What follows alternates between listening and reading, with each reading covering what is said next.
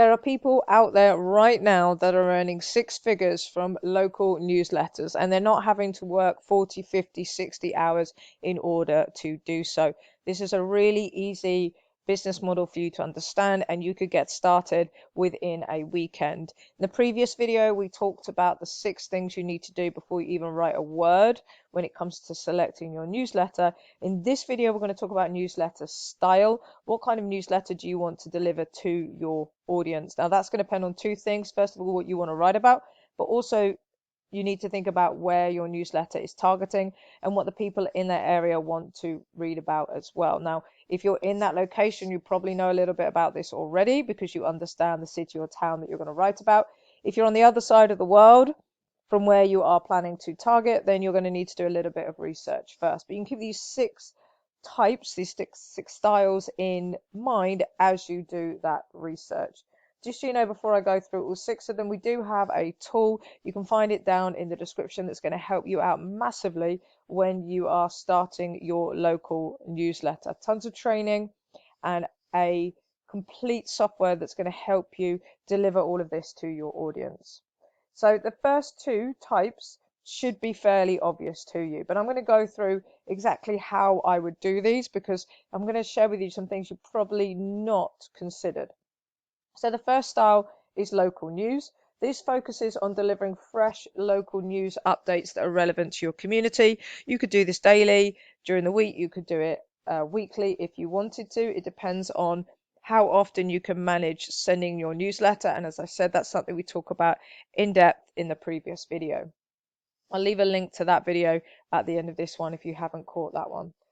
Now, don't focus on what your local news is already focusing on. It tends to be stuff that's quite depressing. We don't want to do that. We need to be different. So you're going to think about hyper-local updates on the city, such as council meetings, school events, neighborhood happenings, maybe new local developments, what's going on out at different suburbs of the area that you are targeting, the city or locality that you are targeting. Okay, we do not want to be sharing the same stuff that you see on the TV. We want to be sharing things that are relevant to the people that live in that area. This one, you can write some of it with AI, and we do have some tools that we'll share in a future video that you can access that will help you write on local content. But this is one that you're going to have to find great sources of information for local news and then check those regularly and then put it into your newsletter. The next one is local business trends. So this is a great one if you want to start with offering some kind of services. If the whole point of you starting your local newsletter is because you have services you want to give to local businesses such as SEO, it might be social media, you might be a videographer, any kind of service that you have that will help local businesses, then you might want to start your local newsletter so you get some passive income, but then you can also get the business.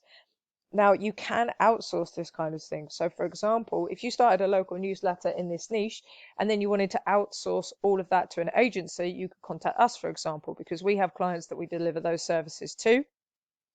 So if you didn't have that set up yet, then there's nothing to stop you doing this, and you can find other white label services. Just go away and do a Google search.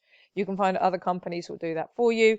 They might charge you, 400, 600, 1,000 a month for an SEO package, and then you would just put your fee on top for connecting the two. But what you're going to be doing is you're going to be going into local business trends in detail, insights, analysis. You might be sharing things that you know of that can help the local audience. You might be doing case studies on businesses that are doing something really well.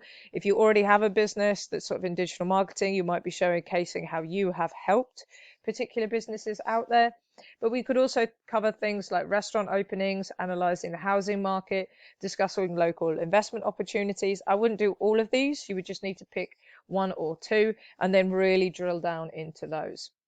The next 2 I've got for you is a curation newsletter. Now, if you're brand new to online business models, then this is probably the one I would suggest you start with. And the reason for that is that you can branch out into the other ones afterwards. Okay, you can slowly evolve your curated newsletter into one of these other business models. So you act as a filter, showcasing the best of what the local scene has to offer. You're going to highlight upcoming local events, maybe must-try restaurants, feature local artists or musicians. You might want to target a particular audience, such as parents or business owners in your area, and just curate together all of the different little snippets of information and links that will be able to help those individuals. So because you're just putting in links with a little bit of a blurb, this can easily be written with AI. You could use something like free ChatGPT. As I said, we'll talk about some tools in future videos that you can use that will speed this up for you. Again, I wouldn't cover all of these, but you would just want to niche down into a particular part of your city, as long as the city is big enough, it's got a large enough population. Otherwise, you might want to keep it more general and cover all of these different points. The next one is artistic. Now, this is never going to be a huge niche, but it's a super passionate niche, and that's why it's one worth considering. So I would focus mainly on big cities with this one, but you're going to focus on the art scene. So that could be, art, it could be music, anything within that sphere. And what you're going to have, because you've got a super passionate audience, first of all, they're going to be opening your newsletter regularly, which is going to keep your open rates nice and high. They're also going to have nice high click-through rates, because these people are going to want to go and see the artwork, attend the shows. They're going to want to go see the live music, all those kind of things. So if you are interested in that kind of thing, that might be another newsletter that you want to start. As I said, it's never going to be a massive list, but you are going to have, if you do it right, nice high numbers which are going to attract sponsors to sponsor your newsletter. The last two then are a hybrid, so that's taking some of these different models and putting it together. So for these first three, with local news, local business trends, artistic, these are probably going to be longer newsletters, whereas the creation could be quite short. It could be just 400 words, for example, with your links built in. So a hybrid would be taking maybe some of the local news and then putting in some of those links. The same with the local business trends. It might be sort of a blurb at the top and then the links at the bottom. But it's the idea that you're blending these different styles. As I said, if you're brand new to newsletters, I'd probably start with the curation. And then over time, when you see what people are interested in and you start to grow more confident, then you can add in a little bit of the extra newsletter style that you want to into your newsletter and evolve it over time. Okay, so it could be, as it says here, local news updates along with the local business. You could combine those two. You might want to do links with artistic. So maybe you talk generally about the art scene and what's going on. And then you have some links at the bottom going with some events that are coming up in the next couple of weeks. If you do that one fortnightly, for example, loads that you can do with it.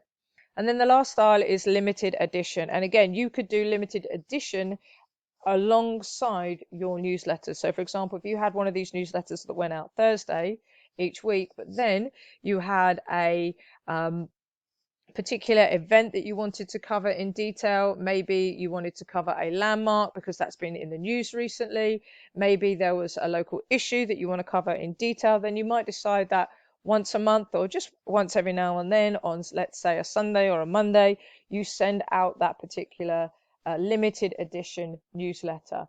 For example, you might have the local business trends and realize that actually people are really interested in the marketing updates that you're providing.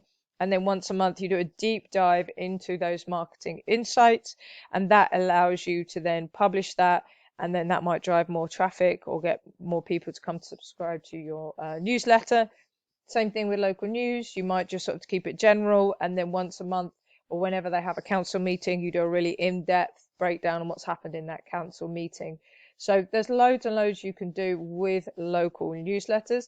As I said, we do have a tool that can help you out with all of this. Just go down into the description if you want to see a little bit more about that and how it's going to help you start newsletters, along with some additional training on this particular business model. And I did mention that I would put a video up that you can see it on the screen now, where you can go and think about, now you know the different business models in terms of newsletters, who are you going to be targeting, where, and how are you going to make sure that you start this kind of business correctly.